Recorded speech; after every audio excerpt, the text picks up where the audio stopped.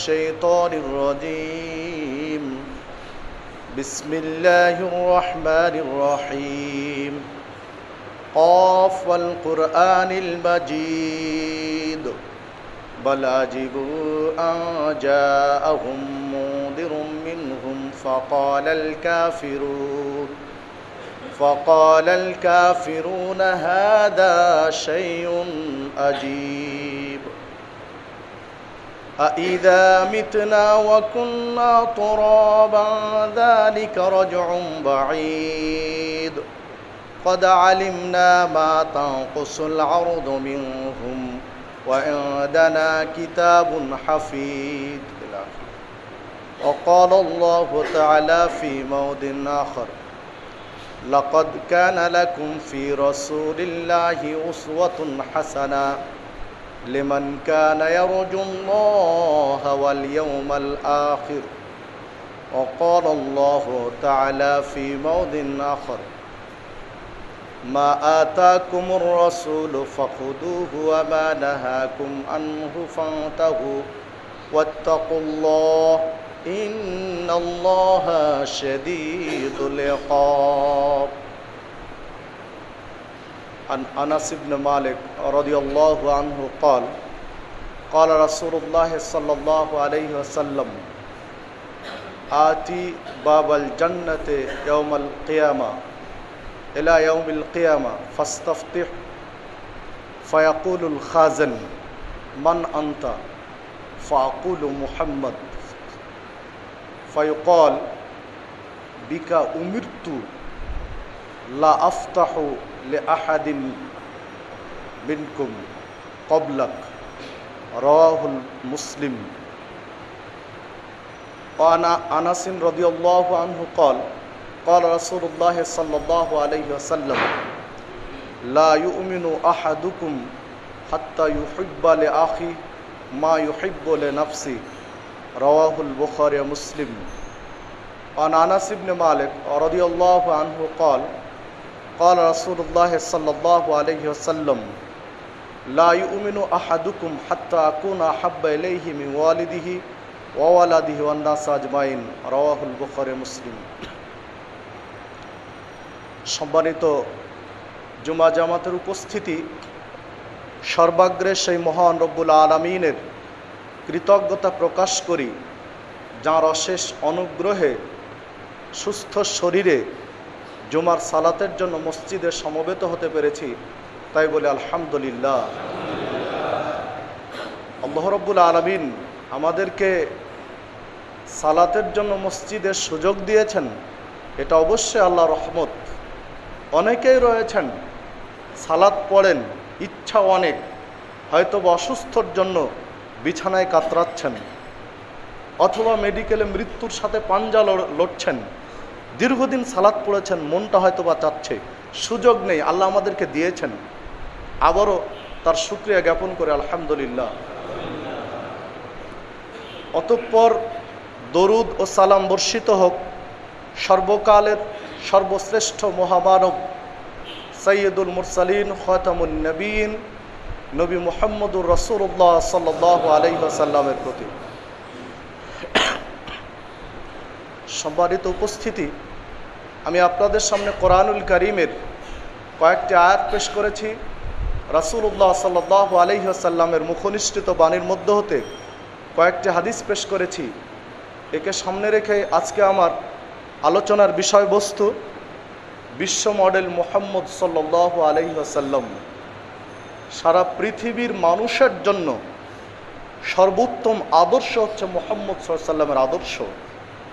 মুহাম্মদ সাল্লাল্লাহু আলাইহি ওয়াসাল্লামের আদর্শের চেয়ে এই পৃথিবীর মাটিতে আর কোনো ভালো আদর্শ কেউ দিতে পারবে এটা অসম্ভব। যা আল্লাহ রাব্বুল আলামিন বলেছেন, যা মুহাম্মদ সাল্লাল্লাহু আলাইহি ওয়াসাল্লাম বিভিন্ন জায়গায় বিভিন্ন প্রেক্ষাপটে বলেছেন। চলুন আমরা একটু বিশ্লেষণ করে দেখি যে তিনি মুহাম্মদ সাল্লাল্লাহু আলাইহি ওয়াসাল্লাম হচ্ছেন বিশ্ব মডেল, সারা পৃথিবীর মানুষের জন্য মডেল, শুধু মুসলিমদের জন্য নয়, সারা পৃথিবীর মানুষের জন্য। যার কারণে তাকে বলা হয়েছে রহমাতুল লিল আলামিন। সারা পৃথিবীর মানুষের জন্য, পৃথিবীবাসীর জন্য তিনি হচ্ছেন রহমত। দেখুন আল্লাহ রাব্বুল আলামিন কোরআনুল কারীমের সূরা আহজাব 21 নম্বর আয়াতে বলছেন, লাকাদ কানা লাকুম ফি রাসূলিল্লাহ উসওয়াতুন হাসানা, নিশ্চয় তোমাদের জন্য মুহাম্মদ সাল্লাল্লাহু আলাইহি ওয়াসাল্লামের মধ্যে সর্বোত্তম আদর্শ নিহিত।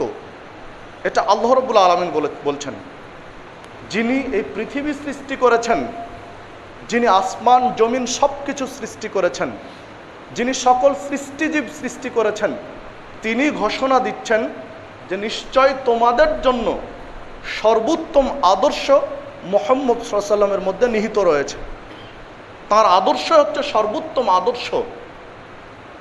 লিমান কানা ইয়ারজুল্লাহ ওয়াল ইয়াউমাল আখির, তবে বিশেষত যারা আল্লাহর প্রতি বিশ্বাস রাখো এবং পরকালের প্রতি বিশ্বাস রাখো তাদের জন্য অবশ্যই অবশ্যই, যারা আল্লাহর প্রতি পরকালের প্রতি বিশ্বাস রাখি তাদের জন্য একমাত্র অনুসরণীয় অনুকরণীয় মডেল বা আদর্শ হচ্ছেন মুহাম্মদ সাল্লাল্লাহু আলাইহি ওয়াসাল্লাম, এবং পৃথিবীবাসীর জন্য সবার জন্যই, তবে আল্লাহ এবং পরকালের প্রতি বিশ্বাসীর জন্য বেশি স্পেশালভাবে কথাটা আল্লাহ আবার পরে উল্লেখ করলেন। দেখুন, আল্লাহ রাব্বুল আলামিন একটু অন্যভাবে কথাটা বলছেন, যেটি সূরা আলে ইমরান 159 নম্বর আয়াত, ফাবিমা রাহমাতিম মিনাল্লাহি লিনতা লাহুম ওয়ালাউ কুনতা ফাদ্দান গালিদাল কলব লানফাদ্দু মিন হাওলিক ফাআফু আনহুম ওয়াস্তাগফির লাহুম ওয়াশাবিরহুম ফিল আমর।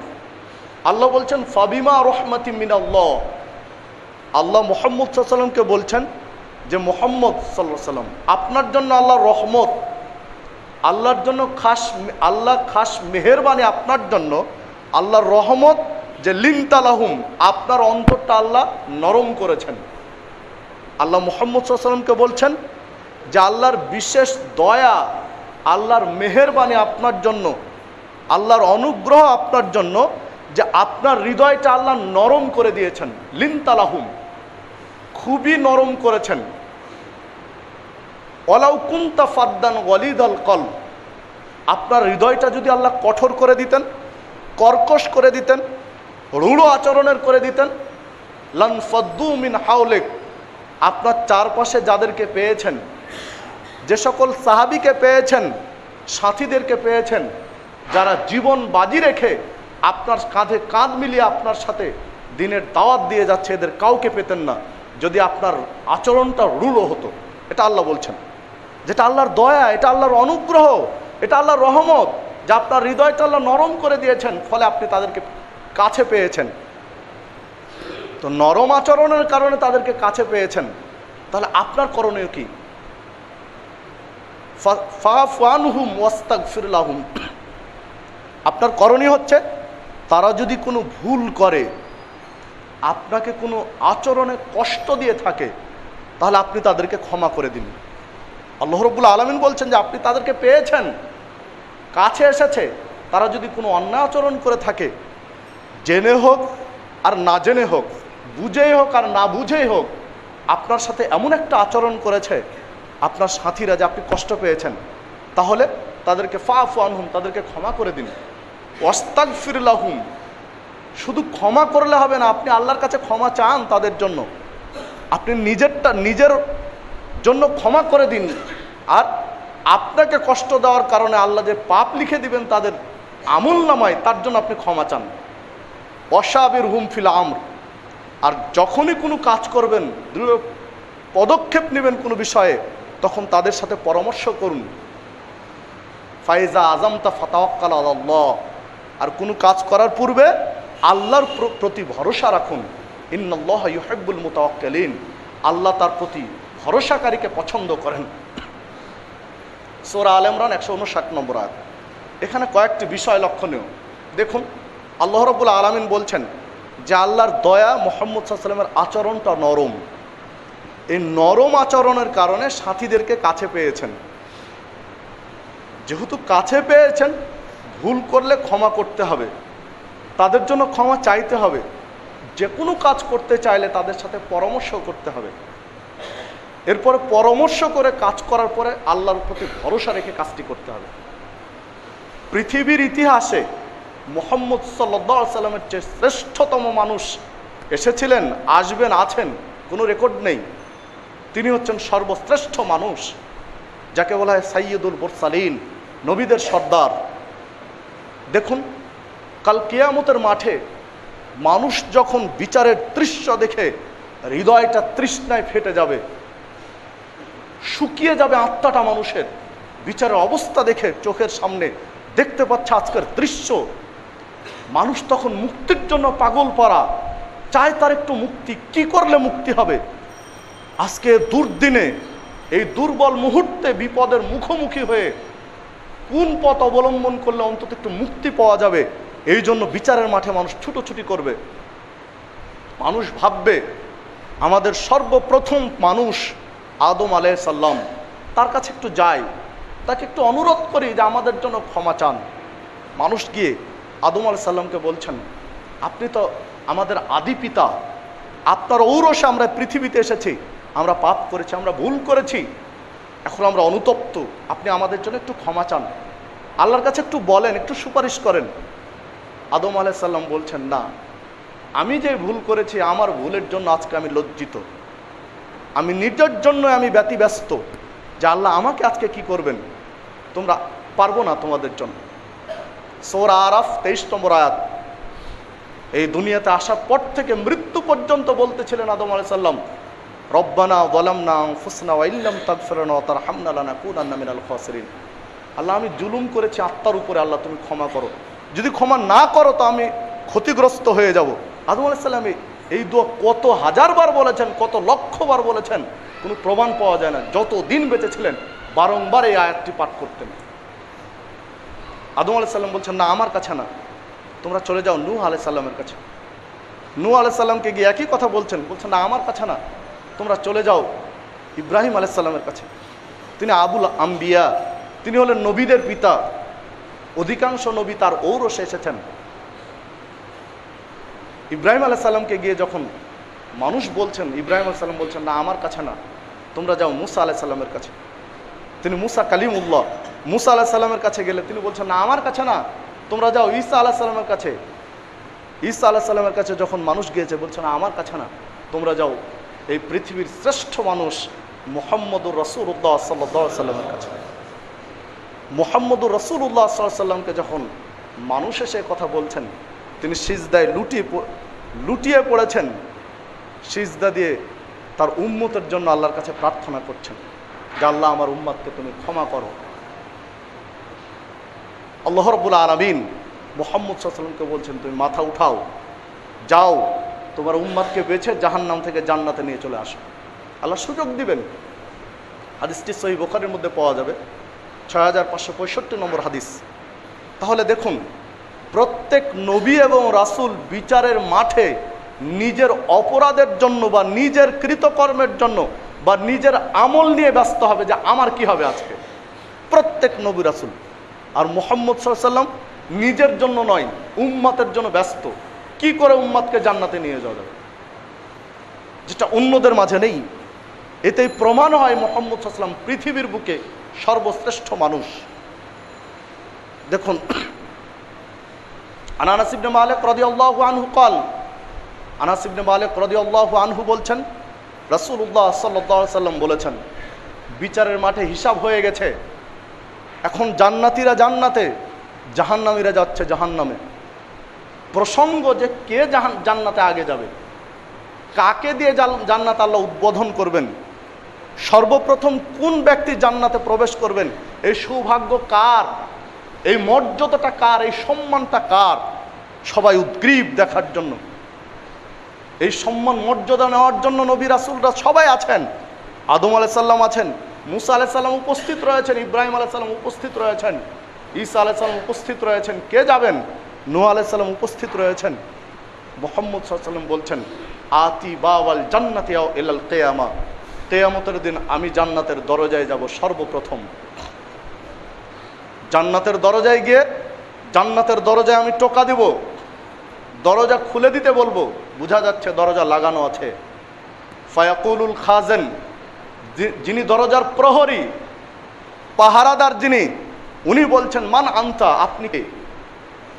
ভিতর থেকে বলছেন, বোঝা গেল দরজা লাগানো জান্নাতের, ভিতর থেকে প্রহরী বলছেন, মান আনতা, আপনি কে? ফাকুল, মুহাম্মদ সাল্লাল্লাহু আলাইহি ওয়াসাল্লাম বলছেন, তখন আমি বলবো মুহাম্মদ সাল্লাল্লাহু আলাইহি ওয়াসাল্লাম, আমি আমার নামটি বলবো যে আমি মুহাম্মদ সাল্লাল্লাহু আলাইহি ওয়াসাল্লাম। এবার আল্লাহ রাসূল বলছেন ফায়ুকালু, তখন ফেরেশতা বলছেন, যিনি প্রহরী তিনি দরজাটা খুলে দিয়েই বলছেন, বেকা উমিরতু, আল্লাহ রাব্বুল আলামিন যেই দিন এই জান্নাত সৃষ্টি করেছেন সেই দিন আমাকে এই দরজায় রেখে দিয়েছেন পাহারা দেওয়ার জন্য। তিনি আমাকে একটি মাত্র নির্দেশ দিয়েছেন, লা আফতাহু, আমি যেন এই দরজা কারো জন্য না খুলি, লে আহাদিন কবলাক, আপনার পূর্বে কারো জন্য যেন দরজাটা আমি না খুলে দেই। শুধু একটি দায়িত্ব পালন করার জন্য জান্নাতের সৃষ্টি থেকে নিয়ে আজ পর্যন্ত আমি রয়েছি, এর কোনো দায়িত্ব আমার নেই। শুধু এতটুকুই আমার দায়িত্ব যে সর্বপ্রথম আপনি এসে খুলতে বলবেন, আমি খুলে দেব, আপনার পূর্বে কেউ যেন জান্নাতে প্রবেশ করতে না পারে। হাদিসটি সহিহ বুখারীর মধ্যে পাওয়া যাবে, হাদিসটি সহিহ মুসলিমের মধ্যে পাওয়া যাবে। সম্মানিত উপস্থিতি, দেখুন রাসূলুল্লাহ সাল্লাল্লাহু আলাইহি ওয়াসাল্লাম মর্যাদার কথা বললেন, সহিহ মুসলিমের 507 নম্বর হাদিস।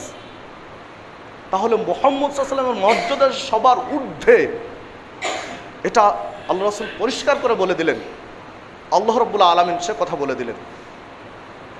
এইখানে একটি বিষয় প্রসঙ্গত বলা প্রয়োজন, যে আল্লাহ রাসূল দরজায় গিয়ে বললেন যে ফাস্তাফতি, দরজাটা খুলে দাও, আর ফেরেশতা বললেন যে মান আনতা, আপনি কে? তখন বললেন আনা মুহাম্মদ, আমি মুহাম্মদ। তাহলে ফেরেশতা গায়েবের খবর জানেন না, যিনি পাহারায় রয়েছেন তিনি গায়েবের খবর জানেন না, দরজার ওই পারে রয়েছেন আর এই পার থেকে বলছেন দরজা খুলে দাও। যিনি খুলতে বলছেন তার জন্যই কিন্তু পাহারায় রয়েছেন, শুধু তার জন্য খুলে দিবেন এটাই তার দায়িত্ব, অন্য কোনো কারণ নেই। ততটুকুই বুঝতে পারলেন না, তিনি দরজা যখন নাম বললেন তখন খুলে দিলেন। তো এই যদি হয় মুহাম্মদ সাল্লাল্লাহু আলাইহি ওয়াসাল্লামের আদর্শ, মুসলমানদের নীতি, তাহলে আমরা অনেকেই মনে করি যে মানুষ বা মানুষের একটা শীর্ষস্থানীয় পর্যায়ে চলে গেছেন, আলেম ওলামাদের মধ্যে বা পীর ফকিরদের মধ্যে বা গাউস কুতুবদের মধ্যে তারা গায়েবের খবর জানেন। একটু মিলান তো হাদিসটার সাথে, কি করে সম্ভব? আমরা পীর ফকিরদেরকে, গাউস কুতুবদেরকে এই দায়িত্ব দিয়ে দিলাম যে তারা গায়েবের খবর জানেন, ভক্তের উপকার করতে পারেন, বুঝতে পারেন, অগ্রিম কোনো বিপদ দূর করতে পারেন। এই বিশ্বাসগুলো কোনো মুসলমান করতে পারি? কিভাবে সম্ভব? একজন মুসলমান এই বিশ্বাস করতে পারে না। কোনো ব্যক্তি যদি বিশ্বাস করেন যে আমি যে পীরের অনুসরণ করি, আমি যে আলেমের অনুসরণ করি, আমি যে মাজার ভক্ত, আমার পীর সাহেব গায়েবের খবর জানেন, এই বিশ্বাস নিয়ে যদি মৃত্যুবরণ করেন, নিঃসন্দেহে তিনি মুহাম্মদ সাল্লাল্লাহু আলাইহি ওয়াসাল্লামের উম্মত হয়ে মারা যেতে পারবেন না। কারণ মুহাম্মদ সাল্লাল্লাহু আলাইহি ওয়াসাল্লামের জন্য ফেরেশতা নিযুক্ত, ফেরেশতাই গায়েবের খবর জানেন না। রাসূল নিজে গায়েবের খবর জানেন না, যেটা আল্লাহ রাব্বুল আলামিন সূরা আরাফ 50 নম্বর আয়াতে বলছেন, ওয়ালা আ'লামুল গায়ব, আমি গায়েবের খবর জানি না। তাহলে একটা সাধারণ মানুষ কি করে জানতে পারে? যে কথা বলছিলাম যে পৃথিবীতে সবচেয়ে শ্রেষ্ঠ আদর্শ হচ্ছে মুহাম্মদ সাল্লাল্লাহু আলাইহি ওয়াসাল্লামের আদর্শ। পুরো একটা দিন আল্লাহ রাসূল বসে আছেন, পাশে রয়েছে আবু বকর, আর এক পাশে রয়েছে উমর রাদিয়াল্লাহু আনহু। উমরে ফারুক রাদিয়াল্লাহু আনহু তাওরাতের একটা কপি নিয়েছেন, খুব মনোযোগ দিয়ে পড়ছেন। এই দৃশ্য রাসূল পছন্দ করলেন না, কারণ এখন তার সামনে আন্তরিকতার সাথে পড়া হবে কোরআনুল কারীম। তাওরাত, জবুর, ইনজিল এগুলোর প্রতি বিশ্বাস রাখতে হবে, তবে ভক্তি দিয়ে পড়ার জিনিস নয়, ওগুলো রহিত, স্রেফ ঈমান আনতে হবে এগুলোর উপরে, ভক্তি দিয়ে পড়তে হবে এখন কোরআনুল কারীম। এটা আল্লাহ রাসূল বরদাস্ত করতে পারলেন না। আবু বকর বলছেন, উমর তুমি পড়তে আছো তাওরাত, তুমি একটু রাসূলের চেহারার দিকে দেখো,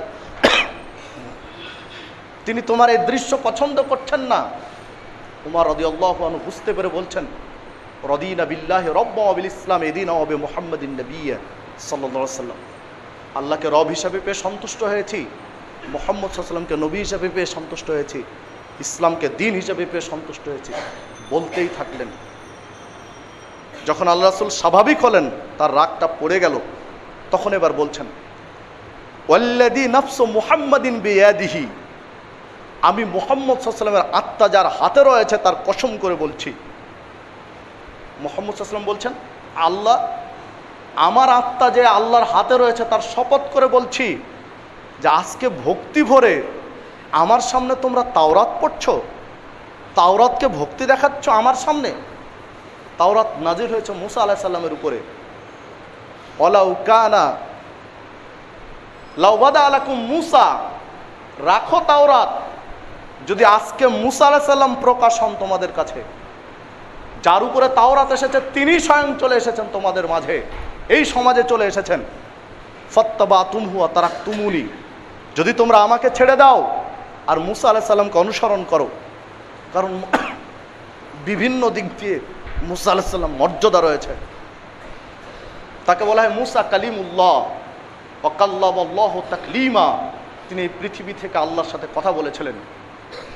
মুসা আলাইহিস সালাম এমন একজন নবী, মালাকুল মাউত তার কাছে এসেছেন তার জান কবজ করার জন্য। মালাকুল মাউতকে এক থাপ্পড় দিয়ে পাঠিয়ে দিলেন আল্লাহর কাছে। মালাকুল মাউত গিয়ে বলছেন, আল্লাহ, তুমি এমন একজন ব্যক্তির কাছে আমাকে পাঠালে, তিনি তো মরতে চান না, উল্টো চড় খেয়ে ফিরে আসলাম। তখন আল্লাহ রাব্বুল আলামিন মালাকুল মাউতকে বলছেন, যাও মুসা আলাইহিস সালামকে বলো একটা গরুর পিঠে হাত রাখতে, হাতের নিচে যতগুলো লোম পড়বে প্রত্যেকটা লোমের বিনিময়ে আমি আল্লাহ মুসা আলাইহিস সালামের জন্য 1 বছর করে হায়াত বাড়িয়ে দিলাম। দেখুন, চড় খেয়ে ঘুরে গেলেন, উল্টো আল্লাহ তার শাস্তি দিলেন না মুসা আলাইহিস সালামকে, আবার হায়াত বাড়ালেন, তাও 2-1 বছর, 2, 4, 5, 10 বছর। একটা গরুর পিঠে হাত রাখলে কতগুলো লোম পড়বে হাতের নিচে, শত শত লোম। যে যখন মালাকুল মাউত এসে কাহিনী বললেন, তখন মুসা আলাইহিস সালাম বলছেন যে তারপরে কি হবে? প্রত্যেক লোমের বিনিময়ে 1 বছর করে আমি হায়াত পেলাম, এরপরে কি হবে? তোমরা বলছে এরপরে আবার আসবো আমি জান কবজ করতে। তাহলে আর দরকার নেই, এখন আমাকে নিয়ে চলো, যদি আমাকে মরতেই হবে তাহলে আর বেঁচে থেকে লাভটা কি? হাদিস সহিহ বুখারীর মধ্যে পাবেন মুসা আলাইহিস সালামের মর্যাদা অধ্যায়ে। তো আল্লাহ রাসূল বলছেন যে মুসা আলাইহিস সালাম এই ধরনের মর্যাদাবান সম্মানী একজন নবী, তিনি যদি আজকে সমাজে প্রকাশিত হন, ফাত্তাবাতুমুহু ওয়া তারাকতুমুনি, তোমরা আমাকে ছেড়ে দিয়ে আমার সিনিয়র হিসেবে তোমরা তাকে অনুসরণ করো। তোমরা তাকে অনুসরণ করলে আর আমাকে ত্যাগ করলে, আমাকে ছেড়ে দিলে, তাহলে কি হবে? লা দালালতুম আন সাওয়াইস সাবিল, মনে রাখিও জান্নাত তো বহু দূরের কথা, তোমরা জাহান্নামের পথে চলে গেলে। আল্লাহ রাসূল বলছেন যে মুসা আলাইহিস সালাম যদি আজকে প্রকাশিত হন, আমাকে ছেড়ে তার অনুসরণ করো, তাহলে তোমরা জান্নাতে নয় জাহান্নামের পথে চলে যাবে। ওয়ালাউ কানা মুসা হাইয়ান ওয়া আদরাকা নবুওয়াতি, আমার এই নবুয়তি জিন্দেগিতে যদি মুসা আলাইহিস সালাম আবার জীবিত হন, আল্লাহ যদি কোনো কারণে আবার মুসা আলাইহিস সালামকে জীবন দিয়ে দেন আর আমার নবুয়তি জিন্দেগি চলে, ফাত্তাবাত, তাহলে তিনি আমারই অনুসরণ করবেন। ওয়ালাউ কানা হাইয়ান ওয়া আদরাকা নবুওয়াতি লাত্তাবানি, তিনি আমারই ইত্তেবা করবেন, আমার অনুসরণ করবেন, তার তাওরাত চলবে না, তিনি কোরআনের অনুসরণ করবেন, তিনি আমি মুহাম্মদ সাল্লাল্লাহু আলাইহি ওয়াসাল্লামের আদর্শের অনুসরণ করবেন। হাদিসটি দারিমির মধ্যে পাওয়া যাবে 435 নম্বর হাদিস, মিশকাতের মধ্যে পাওয়া যাবে 194 নম্বর হাদিস। শেখ আলবানী হাদিসটি সহিহ বলেছেন। তাহলে দেখুন, মুসা আলাইহিস সালাম তো একজন সিনিয়র নবী, মুসা আলাইহিস সালাম উল্লেখযোগ্য নবীদের মধ্যে একজন গুরুত্বপূর্ণ নবী, তাঁর আদর্শ চলে না মুহাম্মদ সাল্লাল্লাহু আলাইহি ওয়াসাল্লামের আদর্শের কাছে, মুহাম্মদ সাল্লাল্লাহু আলাইহি ওয়াসাল্লামের শরীয়তের কাছে তার শরীয়ত টিকে না। তিনি যদি আবার এই দুনিয়াতে আবির্ভূত হন কোনো কারণে আর এই নবুয়তি জিন্দেগিকে পান, এই আদর্শকে পান, তার আদর্শ ছুঁড়ে ফেলে দিয়ে তিনি মুহাম্মদ সাল্লাল্লাহু আলাইহি ওয়াসাল্লামের আদর্শ অনুসরণ করতে বাধ্য হবেন, এ কথা রাসূল বলছেন। তাহলে একজন মুসলিম কোনো কারণে কোনো ক্ষেত্রে ইসলামকে বাদ দিয়ে, মুহাম্মদ সাল্লাল্লাহু আলাইহি ওয়াসাল্লামকে বাদ দিয়ে অন্যের আদর্শ গ্রহণ করতে পারে? অসম্ভব। চাই সেটা ধর্মীয় জীবনে, চাই সেটা রাজনৈতিক জীবনে, চাই সেটা অর্থনৈতিক জীবনে, চাই সেটা সাংস্কৃতিক জীবনে, জীবনের প্রত্যেকটা ক্ষেত্রে অনুকরণীয় অনুসরণীয় আদর্শ হচ্ছে মুহাম্মদুর রাসূলুল্লাহ সাল্লাল্লাহু আলাইহি ওয়াসাল্লাম। তিনি সেই আদর্শ আমাদের কাছে দিয়ে গেলেন। আল্লাহ রাসূল সাল্লাল্লাহু আলাইহি ওয়াসাল্লাম তার নীতি অনুযায়ী, তার আদর্শ অনুযায়ী তৎকালীন সমাজের বিভিন্ন রাষ্ট্রের যারা নেতৃত্ব দিতেন তাদের কাছে চিঠি পাঠাতেন ইসলামের দাওয়াত দিয়ে। রোম সম্রাটের কাছে একটি পত্র দিয়েছেন ইসলামের দাওয়াত দিয়ে। রোম সম্রাট পত্র খুলে মুহাম্মদ সাল্লাল্লাহু আলাইহি ওয়াসাল্লামের পত্র পেয়ে বললেন যে মুহাম্মদ সাল্লাল্লাহু আলাইহি ওয়াসাল্লাম সম্পর্কে একটু জানা দরকার, তিনি কে, কোন মানের, কি ধরনের, তার আচরণ জানা প্রয়োজন। দেখো তো মদিনার কোনো মানুষ, মক্কা মদিনার কোনো মানুষ এই এলাকাতে খুঁজে পাও নাকি, তার কাছে একটু জানি লোকটা কেমন। খুঁজতে খুঁজতে পেয়ে গেলেন আবু সুফিয়ানকে। আবু সুফিয়ান তখন ইসলাম গ্রহণ করেননি, অমুসলিম রয়েছেন। আবু সুফিয়ানকে জিজ্ঞাসা করলেন মুহাম্মদ সাল্লাল্লাহু আলাইহি ওয়াসাল্লামের বিভিন্ন দিক নিয়ে, তার জীবনের বিভিন্ন অংশ নিয়ে। শোনার পরে এবার বলছেন যে তোমরা, আবু সুফিয়ানের কথাই ফুটে উঠেছে যে মক্কা মদিনা নিয়ে তৎকালীন মুশরিকরা খুব ভীত সন্ত্রস্ত রয়েছে, ভয়ের মধ্যে আছে যে হয়তোবা মুহাম্মদ সাল্লাল্লাহু আলাইহি ওয়াসাল্লাম মক্কা মদিনা একদিন জয় করে নেবেন, কেউ ঠেকাতে পারবে না। তখন আবু সুফিয়ানকে বলছেন রোম সম্রাট যে তোমরা আর মক্কার মদিনাকে নিয়ে ভীত সন্ত্রস্ত, তোমরা শুধু মক্কার মদিনাকে নিয়ে ভাবছো। তুমি যে বিবৃতি দিলে, তুমি যে বর্ণনা দিলে তার সম্পর্কে, তোমার বর্ণনা যদি ঠিক হয়ে থাকে, সঠিক হয়ে থাকে, তাহলে আমি রোম সম্রাট বলছি মক্কা মদিনা তো বহু দূরের কথা, আমি যে সিংহাসনের উপরে বসে আছি এই সিংহাসনে একদিন তার পায়ের নিচে চলে যাবে, কেউ ঠেকাতে পারবে না তার আদর্শকে। এরপরে বলছেন যে যদি তার কাছে পৌঁছা আমার সম্ভব হতো তাহলে আমি ছুটে যেতাম তার কাছে।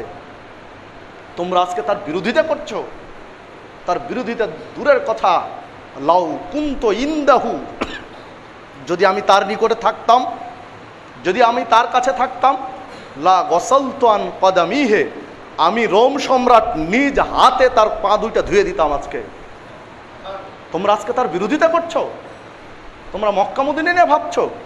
যদি আমি তার কাছে থাকতাম, সুযোগ থাকতো আমার, তো আমি নিজ হাত দিয়ে রোম সম্রাট বলছি, তৎকালীন পৃথিবীর পরাশক্তি রোম সম্রাট, যা আমি তার নিজ হাত দিয়ে তার পা দুটা ধুয়ে দিয়ে তাকে সম্মান জানাতাম, তার মর্যাদার স্বীকৃতি দিতাম। হাদিসটি সহিহ বুখারীর মধ্যে পাওয়া যাবে, সহিহ বুখারীর 5072 নম্বর হাদিস। তাহলে দেখুন মুহাম্মদ সাল্লাল্লাহু আলাইহি ওয়াসাল্লামের আদর্শের স্বীকৃতি একজন খ্রিস্টান দিয়ে গেলেন, এই স্বীকৃতি দিয়ে গেলেন। কিন্তু দুর্ভাগ্য আমরা তার আদর্শকে গ্রহণ করতে পারিনি। আজকে মুসলিমগণ তার আদর্শ থেকে আমরা চ্যুত হয়ে আছি। আজকে আমাদের মাঝে তার আদর্শ নেই। দেখুন তার আদর্শের কথা বলছেন আনাস রাদিয়াল্লাহু আনহু। আনাস ইবনে মালিক রাদিয়াল্লাহু আনহু قال, আনাস ইবনে মালিক রাদিয়াল্লাহু আনহু বলছেন খদমতুন নবী সাল্লাল্লাহু আলাইহি ওয়াসাল্লাম 10 সিরিন, আমি 10 বছর মুহাম্মদ সাল্লাল্লাহু আলাইহি ওয়াসাল্লামের খাদেম ছিলাম, চাকরের কাজ করেছি রাসূলের বাড়িতে 10 বছর, 1-2 বছর নয়, 10টি বছর আমি রাসূলের খাদেম হয়েছিলাম। কোনোদিন আমাকে বলেননি উফিন, আমার কোনো আচরণে শব্দটা করেননি। আও লেমা সনাতা আল্লাহ, লেমা সনাতা ওয়াল্লাহ, লেমা সনাতা, এ কথা কোনোদিন আমাকে বলেননি। তিনি কোনোদিন আমার আচরণে বলেননি, অথবা বলেননি যে আনাস তুমি কাজটি কেন করলে, অথবা বলেননি এই কাজটি তোমার করা উচিত হয়নি, কে তোমাকে করতে বললো, এই কথা কোনোদিন আমাকে বলেননি। ধমক তো বহু দূরের কথা, আমাকে একটা কাজ দিয়েছেন আমি হয়তো বা করতে পারিনি, তো আমাকে উল্টো বলেননি কাজটা কেন করলে না। আমাকে একটা কথা বলেননি, আমি করে ফেলেছি, একটা ভুল আমার হয়ে গেছে, কোনোদিন আমাকে বলেননি জানাস তুমি কেন এই কাজটা করলে, কে করতে বলল, কেন করলে না, এই কথা আমাকে কোনোদিন বলেননি। 1-2 বছর নয়, 10 বছর তার নেতৃত্বে আমি থেকেছি, তার বাড়ির চাকর হিসেবে থেকেছি, তার কাজ করেছি পাশে থেকে। হাদিসটি সহিহ বুখারীর মধ্যে পাওয়া যাবে, সহিহ বুখারীর 6038 নম্বর হাদিস। তাহলে দেখুন তিনি আদর্শ দেখিয়েছেন যে গৃহকর্মীর সাথে কি আচরণ করবেন, বাচ্চাদের সাথে, বাচ্চা চাকর চাকরানি থাকলে তার সাথে কি আচরণ করবেন। আর আজকে আমাদের বাংলাদেশের প্রেক্ষাপট, পত্রিকায় যে রিপোর্টগুলো প্রকাশ হয় তা তো হৃদয় আড়ষ্ট হয়ে যায় যে তৎকালীন জাহিলিয়াতকে হয়তো বা আমরা হার মানিয়েছি আজকে। কেন আমরা পত্রিকায় কয়েক মাস আগে পড়লাম না, রাহাত 18 বছরের সন্তান, 8 বছরের সন্তান, প্রথম শ্রেণীতে পড়ে, মাত্র 2 লাখ টাকার জন্য তার আপন খালু তাকে জবাই করে তার গোস্তগুলো ছুঁড়ে কুকুরকে দিয়ে খাইয়ে দিল। এই রিপোর্ট তো আমাদের পত্রিকার গত জুলাই আগস্ট মাসের কাহিনী। কেন আমরা এই রিপোর্ট পড়লাম না?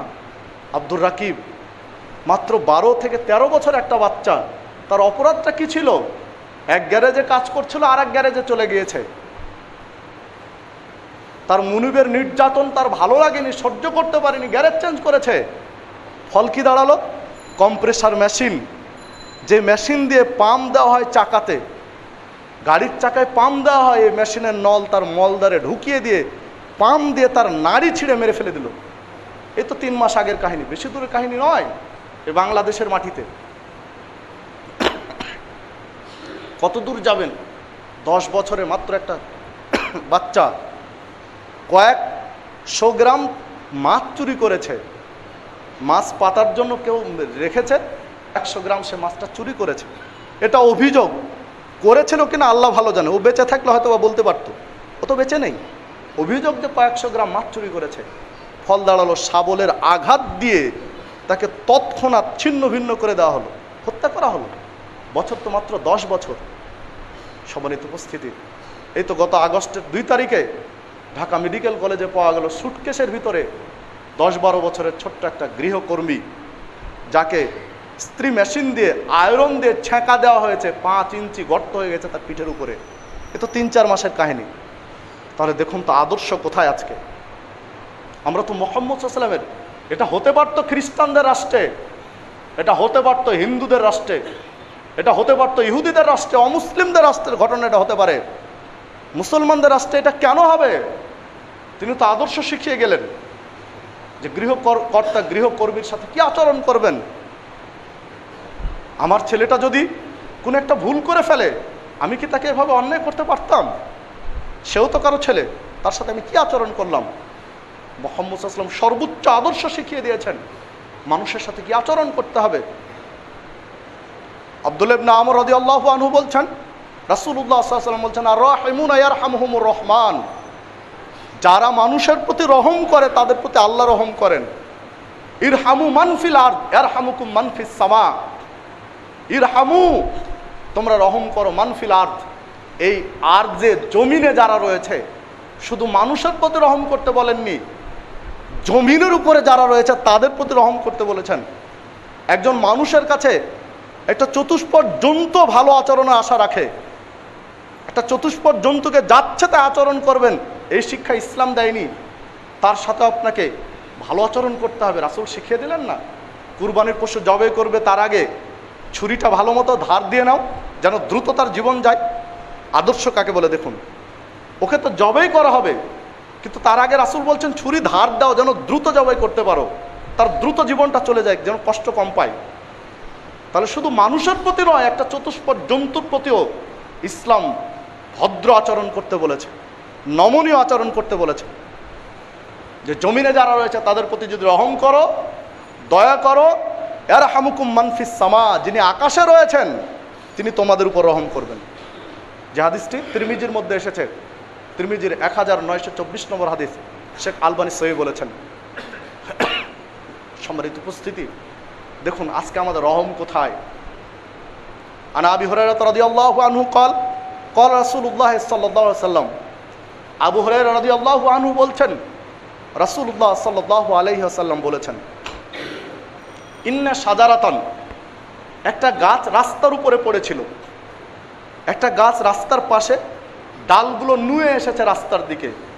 তুজিল মুসলিমিন, এই ডালটা মানুষদের চলাচলে কষ্ট দিত, গাছটা আঘাত লাগতো গাছে, নির্বিঘ্নে মানুষ চলাচল করতে পারত না গাছটার কারণে। ফাজা আর রজুলুন, তখন একজন মানুষ ছুটে গেল, ফাকাতাহা, যে ডালটা নুয়েছিল রাস্তার দিকে, চলাচলে বিঘ্ন হচ্ছিল, ডালটা কেটে দিল। ফাদাখালাল জান্নাহ, রাসূলুল্লাহ সাল্লাল্লাহু আলাইহি ওয়াসাল্লাম বলছেন একটি কারণে আল্লাহ খুশি হয়ে গিয়ে লোকটিকে জান্নাতে দিয়ে দিলেন। সুবহানাল্লাহ, আল্লাহু আকবার। হাদিসটি সহিহ বুখারীর মধ্যে এসেছে, সহিহ বুখারীর ৬০২৫ নম্বর হাদিস। সম্মানিত উপস্থিতি, দেখুন ইসলাম কি শিক্ষা দেয় মানুষকে, কোন আদর্শ শিক্ষা দেয়। যে মানুষের চলাচলে কষ্ট হয় একটা গাছের ডাল রাস্তায় নুয়ে পড়ার কারণে, রাসূল বলছেন গাছটা কেটে দিল একটা লোক, ডালটা অপসারণ করলো, চলাচলে রাস্তা পরিষ্কার সুগম করে দিল। তো এই একটা কাজে আল্লাহ খুশি হয়ে গিয়ে লোকটাকে জান্নাতে দিলেন। আর আজকে আপনার আমার আদর্শ কি? রাস্তা বিভিন্ন সময়ে বিভিন্ন ওসিলায় রাস্তা আমরা বন্ধ করছি, হরতাল দিয়ে হোক, অবরোধ দিয়ে হোক, বা আর কোনো কারণে হোক। এটা কি মুসলমানের সংস্কৃতি হতে পারে? আপনি আমি মুসলিম, আপনার আমার অধিকার আদায়ের জন্য আমরা কোনো পথ অবলম্বন করতে পারি, তাই বলে মানুষকে কষ্ট দিয়ে নয়। রাস্তার ডাল অপসারণ করে যদি জান্নাতে যাওয়া যায়, তো রাস্তাতে বোম্বিং করে বা আর কোনোভাবে ব্যারিকেড দিয়ে কিভাবে জান্নাতে যাওয়া যাবে একটু ভাবুন তো। সম্মানিত উপস্থিতি, পাশ্চাত্য যে সংস্কৃতি শিখিয়েছে, ওই সংস্কৃতি দিয়ে কি আপনাকে আমাকে দাবি আদায় করতে হবে? আপনার আমার কি নিজস্ব কোনো বোধ বিবেক নেই? আপনার আমার বুদ্ধি নেই? আমি তো মুসলমান, কেন তার কাছ থেকে আমাকে সংস্কৃতি ধার নিতে হবে? আল্লাহ রাসূল সাল্লাল্লাহু আলাইহি ওয়াসাল্লাম বলছেন, মান তাশাব্বাহা বিকাউমিন ফাহুয়া মিনহুম। তুমি যাদের সাদৃশ্য গ্রহণ করবে তাদের সাথে তোমাকে কিয়ামতের মাথায় উঠতে হবে। সহিহ আবু দাউদের মধ্যে হাদিস এসেছে, শেখ আলবানী হাদিসটি সহিহ বলছেন। সম্মানিত উপস্থিতি, কি দিয়ে বোঝায় দেখুন, আদর্শ, মুসলমানদের নিজস্ব আদর্শ রয়েছে, নিজস্ব প্ল্যাটফর্ম রয়েছে। প্রত্যেকটা ক্ষেত্রে কারো কাছ থেকে ধার নিতে হবে, এর নাম ইসলাম নয়। ইসলামের পূর্ণাঙ্গতা দিয়ে গেছেন মুহাম্মদ সাল্লাল্লাহু আলাইহি ওয়াসাল্লামের বেঁচে থাকা অবস্থায়। আল-ইয়াউমা আকমালতু লাকুম দীনাকুম ওয়া আতমামতু আলাইকুম নি'মাতি ওয়া রাদিতু লাকুমুল ইসলাম দীনান। বিদায় হজ্জের ভাষণ যখন দিচ্ছিলেন লক্ষাধিক সাহাবীর মাঝে, তখন আল্লাহ বলে গেলেন যে আজকের দিন ইসলামকে পূর্ণ করেছি, আমার যত নিয়ামত রয়েছে পরিপূর্ণ করে দিলাম। আল্লাহ বলছেন ওয়া রাদিতু লাকুমুল ইসলাম দীনান। এই পৃথিবীতে যত দিন রয়েছে, যত জীবন ব্যবস্থা রয়েছে, যত মতবাদ রয়েছে, যত তরিকা রয়েছে, যত ইজম রয়েছে, সবগুলো নাকচ করে একটির প্রতি আমি রাজি হলাম, রাজিত, আমি সন্তুষ্ট হলাম। সেই দিনের নাম হচ্ছে ইসলাম। তাহলে ইসলামের পূর্ণাঙ্গতা তো আল্লাহ দিয়েছেন, কেন আপনাকে আমাকে কারো কাছ থেকে সংস্কৃতি ধার নিতে হবে? মুসলমান কি ভিক্ষুকের জাতি আর একজনের কাছে ধার নেবেন? ইন্না দীনা ইনদাল্লাহিল ইসলাম। ইসলাম হচ্ছে একটা পূর্ণাঙ্গ জীবন ব্যবস্থা, এখানে কোনো ঘাটতি নেই, এখানে কোনো কেউ প্রবেশ করাবে বা কিছু বের করে দেবে এই সুযোগ এখানে নেই। পরিপূর্ণতা ইসলামকে দিয়েছেন আল্লাহ রাব্বুল আলামিন মুহাম্মদ সাল্লাল্লাহু আলাইহি ওয়াসাল্লাম। এই আদর্শ বারংবার তিনি দিয়ে গেছেন। আজকে আপনার আমার কাছে আদর্শ কোথায়? আজকে আমি ভিক্ষুকের জাতি হয়ে অন্যের দরবারের দিকে চেয়ে থাকতে হয় কেন? কারণ আজকে আমরা আদর্শকে ভুলে গেছি, আল্লাহ রাসূলের আদর্শকে ভুলে গেছি, তাই তো আপনার আমার অবস্থা আজকে এই দাঁড়িয়েছে, এই হয়েছে। দেখুন আনাস রাদিয়াল্লাহু আনহু বলছেন, আদর্শ কাকে বলে দেখুন। আনাস রাদিয়াল্লাহু আনহু বলছেন যে আল্লাহ রাসূল একদিন বসে আছেন, তাকে এক পেয়ালা খাবার দেওয়া হলো, তরল খাবার, দুধ হতে পারে বা মধু হতে পারে বা আর কিছু হতে পারে। এক পেয়ালা তরল খাবার তার কাছে দেওয়া হয়েছে। তিনি দেখছেন তরল খাবারটি খেয়ে যে তার ডান পাশে রয়েছে একটা ছোট্ট বালক, অবুঝ বালক, শরীয়ত ফরজই হয়নি যার উপরে, আর বাম পাশে রয়েছেন আবু বকর রাদিয়াল্লাহু আনহু, পাশে রয়েছেন উমারে ফারুক রাদিয়াল্লাহু আনহু। তৎকালীন সময়ের শ্রেষ্ঠ ব্যক্তির দ্বয় পাশে রয়েছেন, মুহাম্মদ সাল্লাল্লাহু আলাইহি ওয়াসাল্লামের পরে যাদের স্থান। ইসলামের নীতি হচ্ছে খাবার ডান দিক থেকে দিতে হবে। ডানে রয়েছে ছোট বালক আর বামে রয়েছে তৎকালীন বয়োজ্যেষ্ঠ শীর্ষস্থানে দুইজন সাহাবী। আল্লাহ রাসূল কি করবেন? আদর্শ বিক্রি করে দিবেন? আদর্শ বিকিয়ে দিবেন? আল্লাহ রাসূল ওই বালককে বলছেন, হে গোলাম, হে বালক, আতাদানু লি, তুমি কি আমাকে একটু অনুমতি দিবে? আন উতিয়াহুল আশিয়াখা, যে বয়োজ্যেষ্ঠ শায়েখদেরকে আমি খাবারটা দিয়ে দেই। আমি পান করেছি, নিয়ম তোমাকে দেওয়া, তুমি যেহেতু ডানে রয়েছ, খাবার ডান দিক থেকে পরিবেশন হবে, তো তুমি ডান দিকে রয়েছ বালক, তোমার অধিকার। তো বাম দিকে রয়েছে এই সময়ে শ্রেষ্ঠ ব্যক্তিরা, যাদেরকে বলেছে শায়েখ আলা শিয়াখ, দুইজন শায়েখ রয়েছে ডান দিকে, আবু বকর উমর রয়েছে। তুমি কি আমাকে একটু অনুমতি দিবে, আমি তাদেরকে দিয়ে দেই? ছোট্ট বালক বলছেন, আল্লাহ রাসূল, আপনার হাত থেকে খাবার গ্রহণ করা একটা ফজিলত, আপনার হাতের খাবার, এই খাবার একটা বিশেষ মর্যাদা রয়েছে, একটা বরকত রয়েছে। কারণ এই পেয়ালায় আপনি চুমুক দিয়ে খেয়েছেন, আপনার ঠোঁট স্পর্শ করে আছে এই তরল খাবারে, আপনার মুখের লালা এখানে লেগে আছে, এর আলাদা বরকত আছে, মর্যাদা আছে। আমি ছোট, কিন্তু এই মর্যাদা আমি কাউকে দিতে পারবো না, এই মর্যাদা আমি চাই। দেখুন আল্লাহ রাসূল তার কাছে অনুমতি চাইলেন, ভাষাটা হলো আতাআজান, তুমি কি আমাকে অনুমতি দিবে? বললেন না যে বাচ্চা তোমাকে না দিয়ে এদিকে দেই, এ কথা বলেননি। তোমাকে আগে না দিয়ে এদিকে দিয়ে দিলাম, এটা বলেননি। বলেছেন তুমি কি অনুমতি দিবে যে আমি তোমাকে না দিয়ে আগে বাম দিকে দেই? তখন ও বলছে না, আমি এটা দিতে পারবো না, এটা আমার অধিকার। আমি চাই যে আপনার মুখের লালা মিশ্রিত এই খাবার, আপনার ঠোঁট স্পর্শ করেছে যে খাবার, এই মর্যাদা আমি পেতে চাই, আমাকে দিন। কিচ্ছু করার নেই, আল্লাহ রাসূল দিয়ে দিলেন তাকে। আগে বালককে দিলেন, বালক খাওয়ার পরে এবার আবু বকরকে দিলেন, তারপর উমারকে দিলেন। এর নাম আদর্শ। দেখুন আল্লাহ রাসূল নিজে আদর্শ শিখালেন। মুহাম্মদ সাল্লাল্লাহু আলাইহি ওয়াসাল্লাম ইচ্ছা মতো যা ইচ্ছা তাই করেননি। আল্লাহ রাব্বুল আলামিন যে নীতি তাকে শিখিয়ে দিয়েছেন, তিনি ছিলেন নীতির উপরে অটল। নীতিচ্যুত হননি কোনো সময়, নীতি বহির্ভূত কাজ তিনি কোনোদিন করেননি।